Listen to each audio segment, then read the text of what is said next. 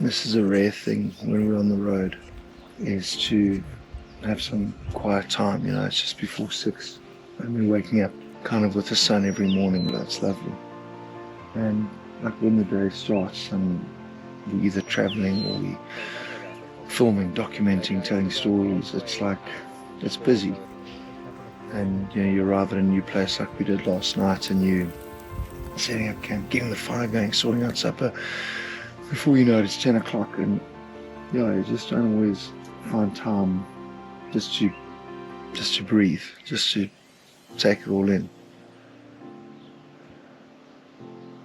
That's what this is. It's just listening to the world waking up.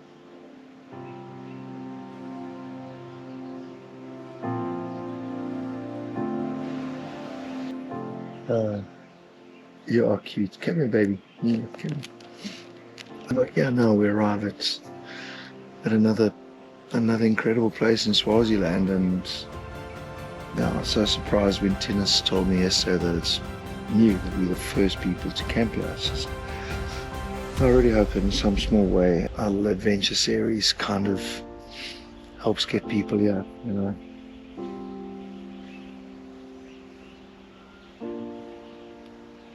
Yeah, it's amazing.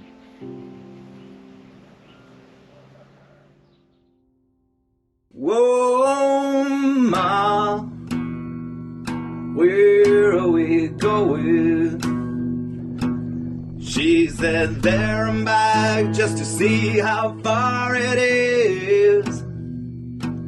Whoa, Pa, why are we going? He said, 'cause we got this time that y'all gave in our hands, just to see how far it is. Oh, come on, brother, please. Won't show us just how far it is.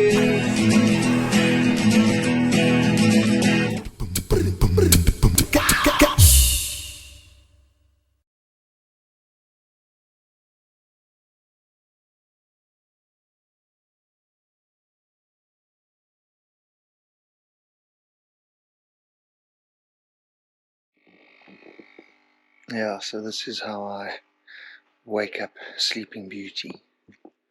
What I want to see if she's like my dogs. When you put meat under their nose, it wakes up. Maybe she'll be like that with coffee.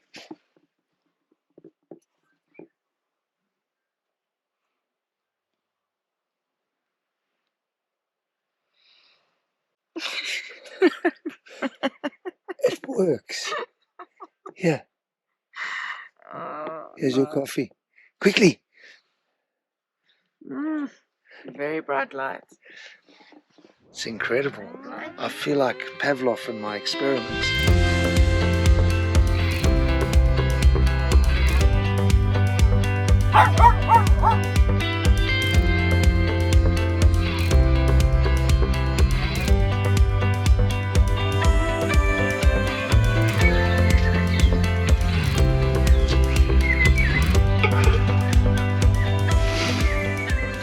My happy place.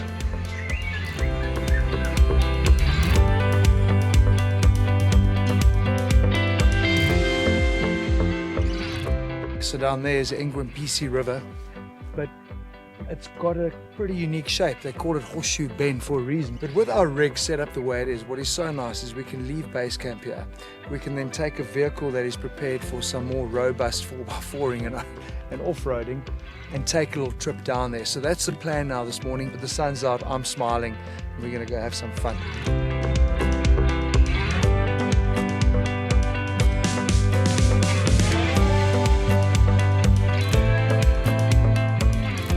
It's quite cool. I've been in like two minds about thinking, we should have dropped tire pressures. But I look at this, I think actually no, because the lower tire pressure for me is obviously great when we're fiddling around in mud and sand and you're trying to lengthen the footprint to give you better traction and grip.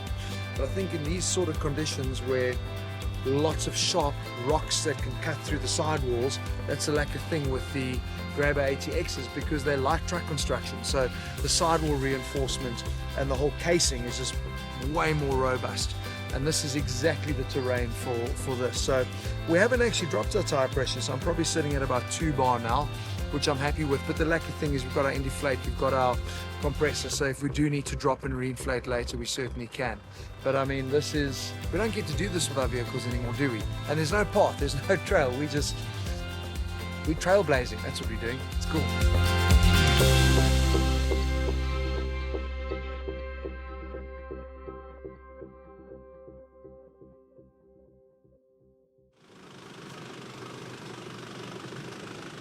Shall I watch where I'm going? Yeah, please. Eyes forward.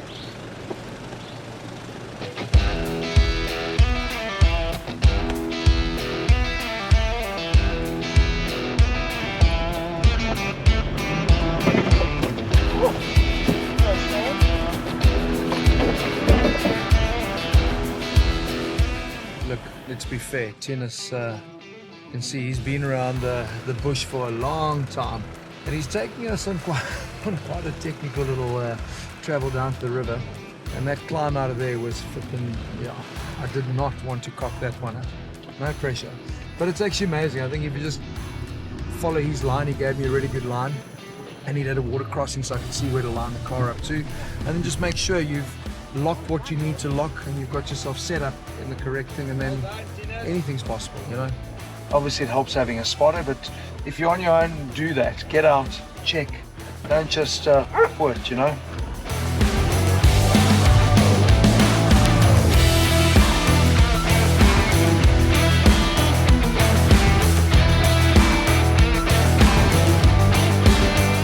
That thing you also can't hit with too much speed, but I'm loving this because we just never get to do this. It's like a kid with a toy. Let's break it. No. But that's, I think, is what's also lacking for me with this vehicle, is that you imagine a guy that has now gone and spent R1 million on his double cab. He's not really going to want to do this, you know, scratching paint and stuff. And that's why I'm a big believer in having a dedicated overlanding vehicle. Don't go spend stupid money on the vehicle, get something that's good and reliable. Spend your money converting them for overlanding, and that is what they are. They're the car that sits there, you don't mind doing this with it. But your daily driver, nah. So is the river just ahead here? Well, the turnaround of the... now it's a final long stretch going down to the river. A couple of bumps, but not major. When last have you been down here? About 3 months. Yeah, that grows quickly. Yeah. Winter is not a problem, but first rains, then I know. Yeah. There's a couple of trees that the branches sag. So. You know, I love, he gets that twinkle in his eye. I think he's loving this. And that for me is always key. You know, they always tell you, if you do what you love, then you never call it work, I suppose. And I think that's kind of his vibe here. This is like a...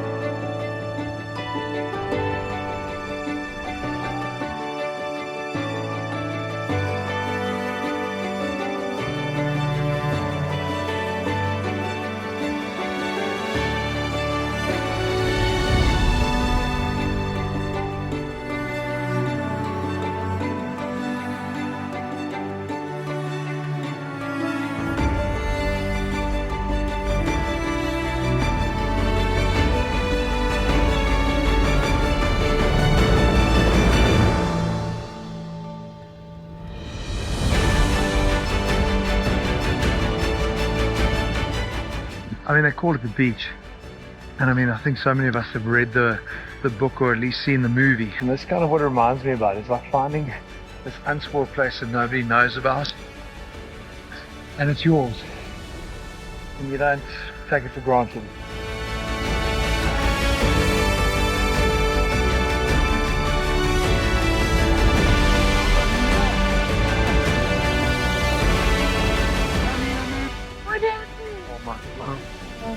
Don't worry, we'll give you lots of sweeties. Okay.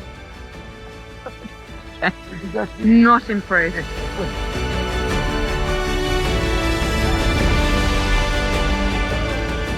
That drive's a bit rough, but it's so worth it when you get to this spot. Heaven. Yeah. Right.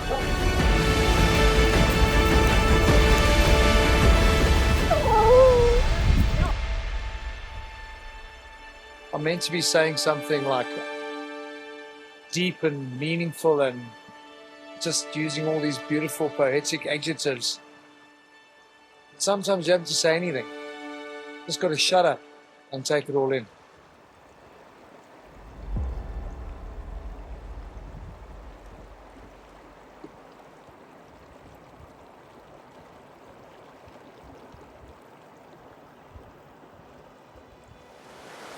What an unbelievable experience to get into the cars and literally go and do some amazing bundu bashing, and you get to this reward. It is like a pot of gold at the end of a rainbow. And it's been so lacquer, just getting in the water and floating, bum sliding down the rocks. I feel like a kid again. And I can just imagine if I had one extra night here that we originally did. You come down here with a throwdown tent and you camp here for the night and you head up the next day. That would be perfect. So I think what Tennis has set up here is honestly so flippin' unique. Leave your base camp up there, head down here and get to spend some time where there's just you and the sound of running water. I don't know any other place that I've ever been to that offers this.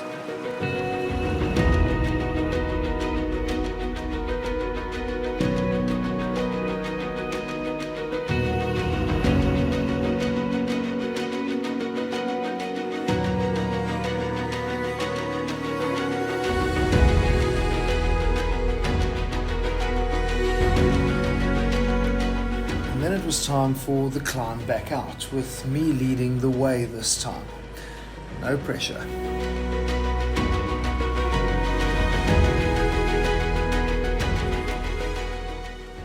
Yeah, so when we fitted the rattle bumper, what's so nice about it is obviously your sump guard. And a lot of the vehicles, the sump protector is so short. So when you roll over something, that is the point that flipping goes straight through your sump. They've got a way longer shield, which is exactly what you want when you are traversing terrain like this.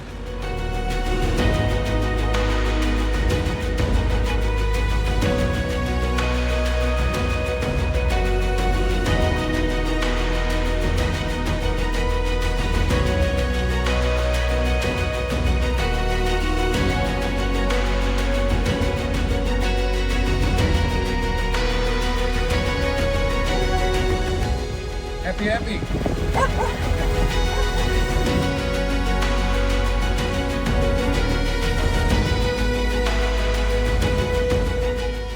Amazing.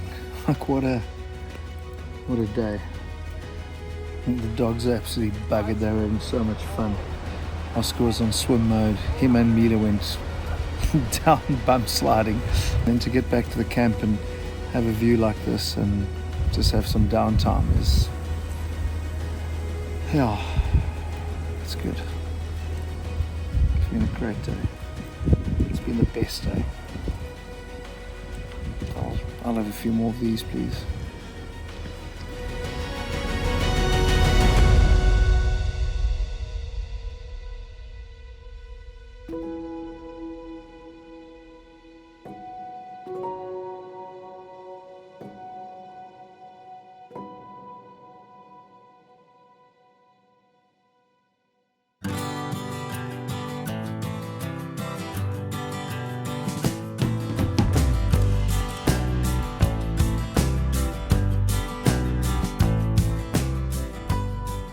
We get to showcase so many of the other things that we have, but the one thing that's kind of hidden that you never really get to see is the tires, our tough dog suspension, and even like the rattle bumper and dash brake that really earned their stripes yesterday. It was a proper test.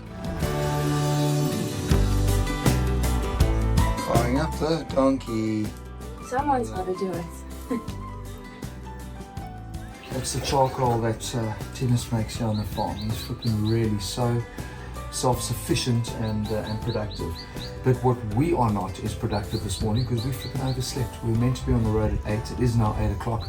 Doesn't help if you wake up at 7:15. So mad panic and rush. And there's a lot more to Ngwempisi Wilderness than the 9 set-out campsites. There's also more traditional accommodation, like this massive 5-bedroom main house, as well as a smaller 1-bedroom cottage. What is standard? Amazing views. And then of course there is Tinnis, who takes sustainable living to a whole new level, making his own charcoal and biodiesel. I had about 2,000 bags the previous round, and I got rid of it in 2 weeks time. I couldn't make enough, so now I'm going to stockpile. But you want to sell during summertime, when it's lekker hot and everybody buys. Yeah. I started with this biodiesel thing during COVID time. And that biodiesel you can then put in your car. Yeah, Amazing. perfectly safe. What else can you use to make biodiesel? Tallow, Yeah. animal fats. Yeah.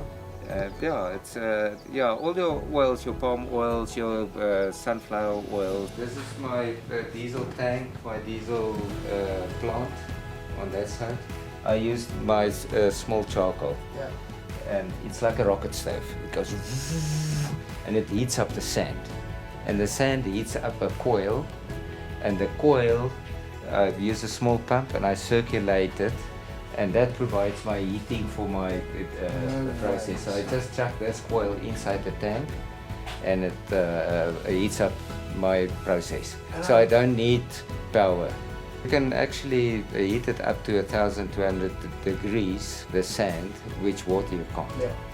And you don't have to struggle with leaks in your tank. And it doesn't start to boil. Yeah.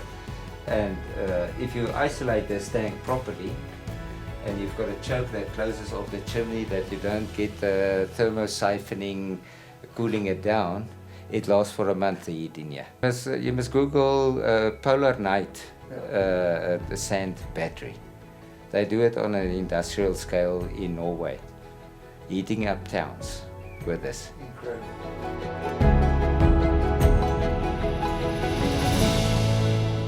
Nothing goes to waste here. It all gets turned into compost, and along with his worm farms, produces the best fertilizer for his veggie garden. It smells like us after 4 days of no showering.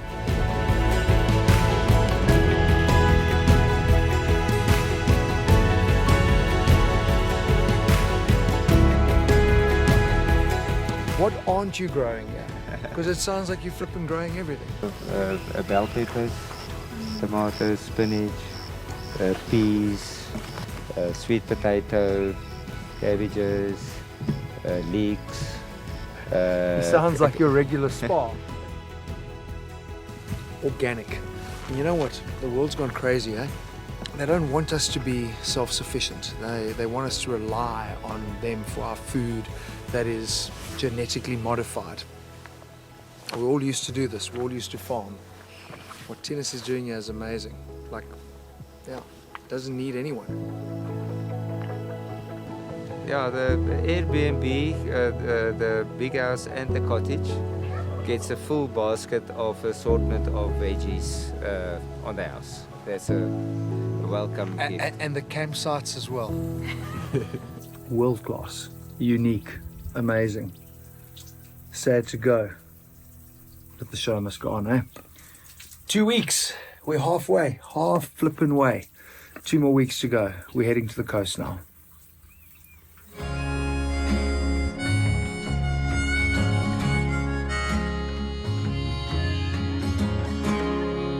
I don't wanna go, but it's too late to stay. With a broken heart, I'm feeling about twice my age.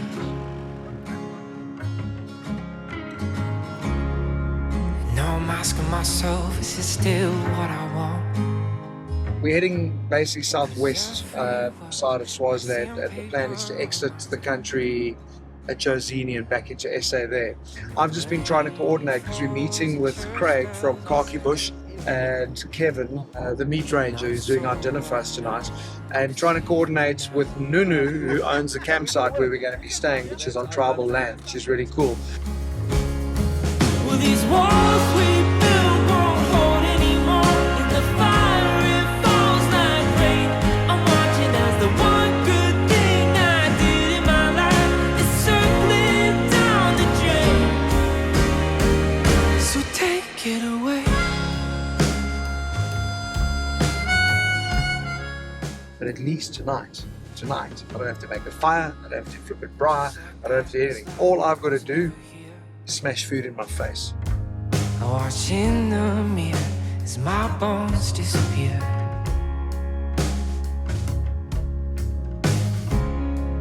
Just like a ghost, I will haunt these halls.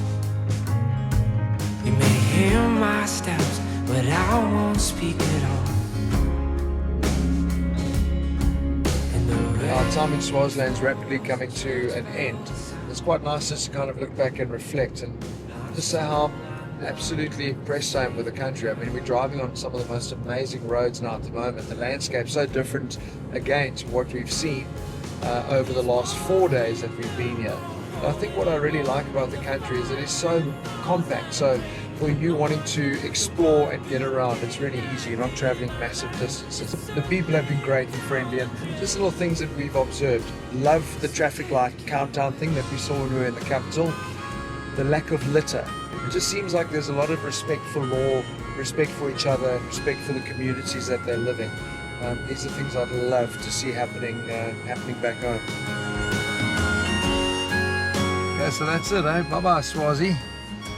I'm not gonna lie, I'm gonna miss this place. It was really, really flippin' amazing. But back to SA New Adventures.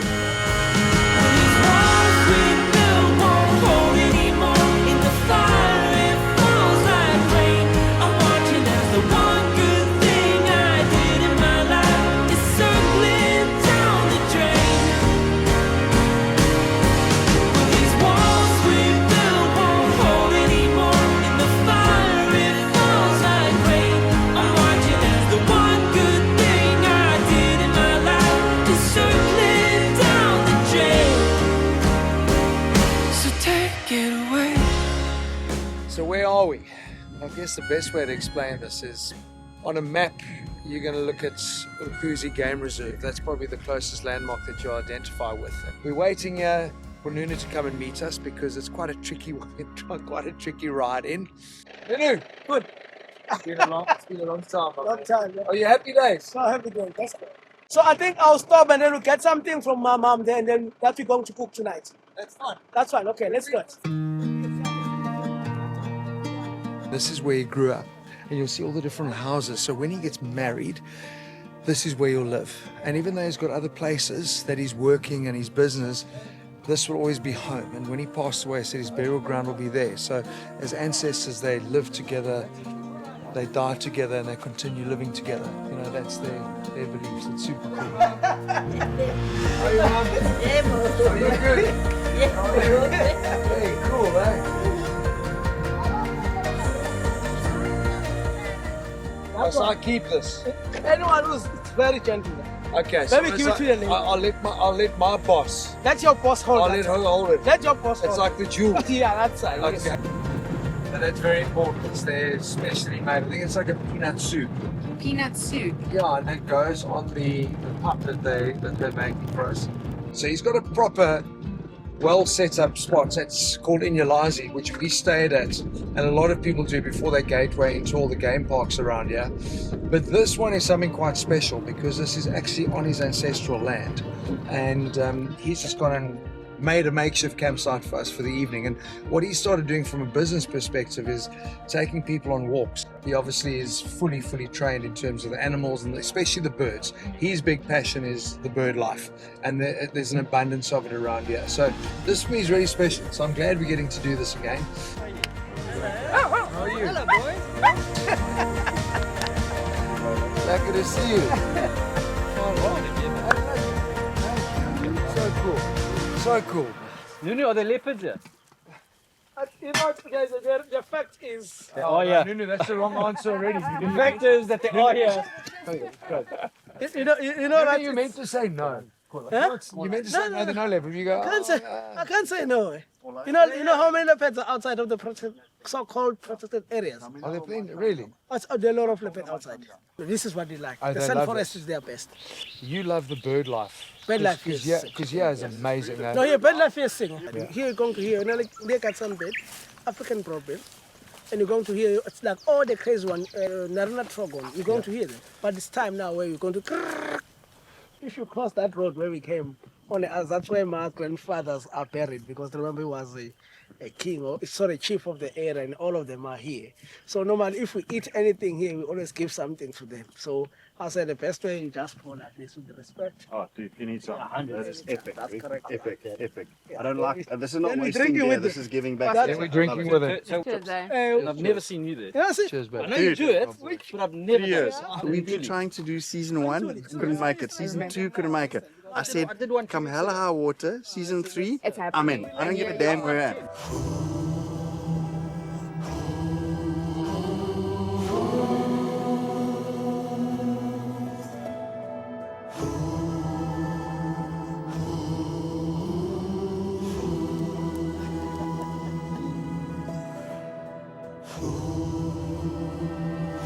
It's been 2 weeks and I can't believe it that I have not had a bushwhack yet. So now I'm going to have it here tomorrow for sure. Nunu, I might just actually just use the spade. Hey, like that. Nunu, like that. I think that's perfect. See it? Look at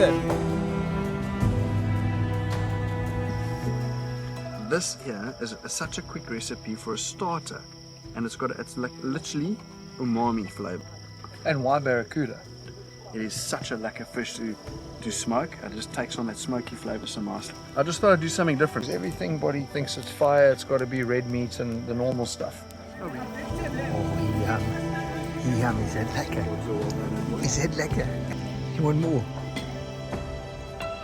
You can stay. Kev? Can I stay? Yeah, you've got another 2 weeks with us. Kevin's officially the chef on the trip. So yeah, shot the invite once again. Because you're a bush boy. Yeah. When I grew up in the Kruger, I never would have thought of doing this. So I'm glad we're doing this little crossover. Yeah. There's red meat coming, Exactly. but nice to welcome us to the coast. That's exactly what the whole idea is. Happy days. Shot. Good job. And just I'm going to smash Thanks, another Tom. one of those. first up, we've got some smoked barracuda. I've smoked it for a good 15 minutes, so it's still a little bit scrumptious and a little bit juicy. Then what I've done is I've got a beautiful umami mayo bovril sauce, and then what we've done is we've taken the fish skin, we've dried that out, made a lacquer crumble, and we've added a nice lemon zest, black pepper and salt. And this is your little bit of a starter that's gonna get you your juices flowing for that beautiful Wagu picanha that's coming soon.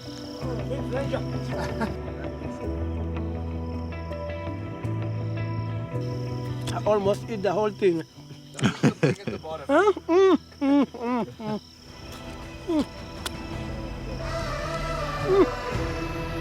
Nice. Got some bone marrow going on the legend, and it's very simple. Rub a little bit of olive oil, salt, and black pepper. That goes in the smoker at a good 180 degrees, and we try and get that going for a good 25 to 30 minutes. What that does, it just releases that bone marrow inside, makes it nice and juicy, and then we pour that into the chimichurri sauce which we've made over here. Beautiful. What we've got here is a fantastic pure picanha. This is Wagu bred to the finest degree from Hunter's Flay in the Free State. This is a Sussex breed crossed with a Wagu, and we're taking this picanha, which we've seasoned lightly. We've rested in a little bit of Worcester sauce just for that sodium salt flavor. And now what we're going to do is we're going to sear it on open flames on both sides.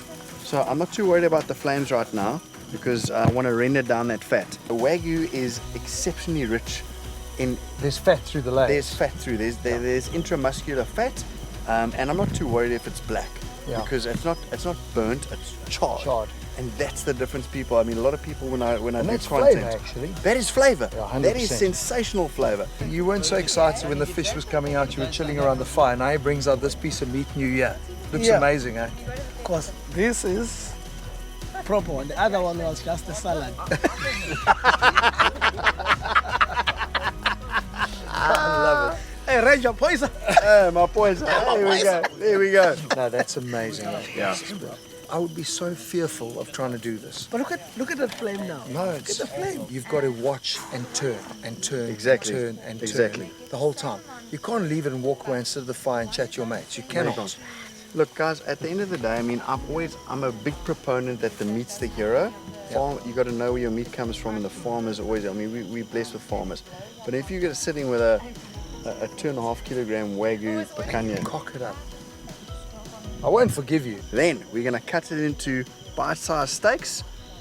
Then we're gonna season it again. Promise you right now, a purist would take me to task for what I'm doing right now. Normally, what I do with a Wagu is only salt. Okay. But this is one of my signature style of cooking, and the only way I can justify it is when you guys In give the me taste. feedback in the taste. And then we're gonna sear it like a normal steak, and then we're gonna serve it to these amazing guests that Morris has invited, including me. Yeah, I'm ready now. Okay, so we got chimichurri two ways. We got with a smoked bone marrow, and then secondly we're going to do a nice little smoked chimichurri. So we've got a hot ember, chimichurri in a bottle, and we're going to do this. Okay, so look at that smoke. And all we're going to do, seal that up, leave it for a while. There we go, look at that smoke coming out of there. Jeez guys, smell that. Nunu, you the boss, you decide. Is that good? Secret Smell recipe, it. yeah? There we go. The reason why we're not tucking into it right now is because we're actually letting it rest. And the resting period for a good 8 to 10 minutes on an inch-sized steak is exactly what you want, because it reabsorbs all that moisture. So when you carve into it, there's no juices flowing out. Jeez, sorry, look at these. Look at those, beautiful.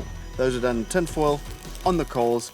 And then we've got a nice, crunchy, crispy green salad, and that's just for Marius, because we know for the past 2 weeks he's had no greens.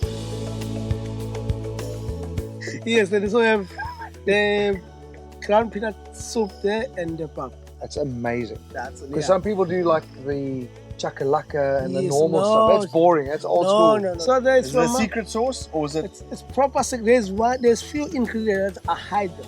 So You hide them? The secret. Okay, That's cool. from all the stuff that from my mom's garden. Fantastic. Yeah. Awesome. Yeah, that's right. Yeah, that's it. And so, hey, I hope I'll match their mid-range. Nakensilo ngopishunene, eh? Hang on, imabijana. Ngiyabonga ukukhulu mpela mfowethu. Aye. Ngiyabonga nami mfowethu.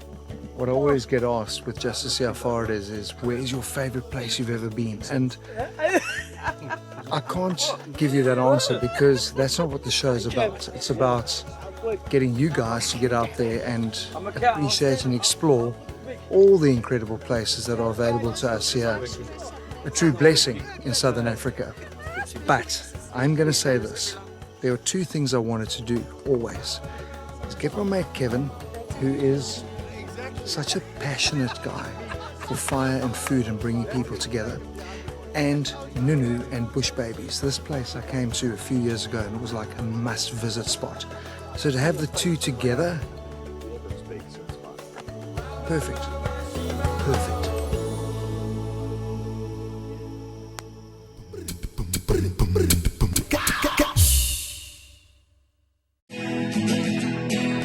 Just to see how far it is.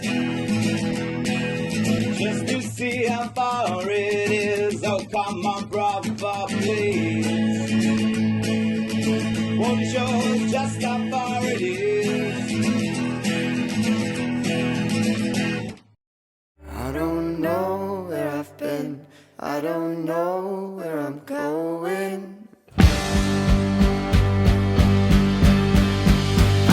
I think last night was the perfect night, you know, it was just absolutely incredible to reconnect with old friends and new friends and just to be absolutely treated to the most amazing meal.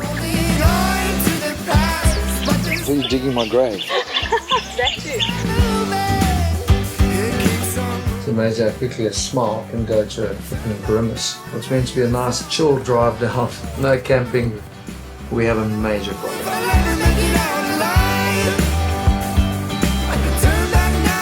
And I don't actually feel that bad because we've had a proper 2-week run of camping. So let's enjoy living like kings. How many days have we got left on the road? 0. We're done. We're staying here.